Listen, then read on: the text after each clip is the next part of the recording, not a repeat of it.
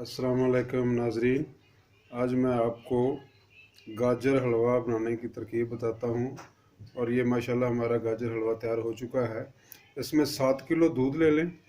सबसे पहले जो इसके इंग्रेडिएंट हैं, 7 किलो दूध ले लें और उसमें 5 किलो गाजर जो मूली कश कर लें उसको, और उसमें हस्बे ज़ायक़ा बादाम आधा पाव बादाम डाल लें और इसमें पाव गिरी क्रश करके डाल लें और कम से कम 5-6 घंटे इसको हल्की आंच पे पकता रहने दें ताकि ये गाजर हलवा, सर्दियों का मज़ेदार डिश गाजर हलवा तैयार हो सके।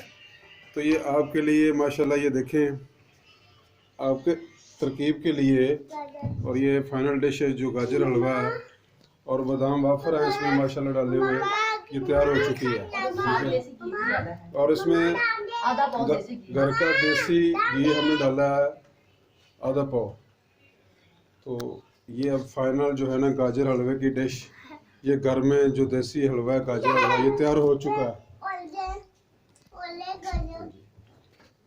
और हमारे मज़ेदार डिशेस का डिशेस को देखने के लिए मज़ीद हमारे इस चैनल को सब्सक्राइब और लाइक करें ताकि हर आने वाली नई वीडियो आपको मुफीद मालूमात और मज़ेदार सी डिश का आपको पेश की जा सके।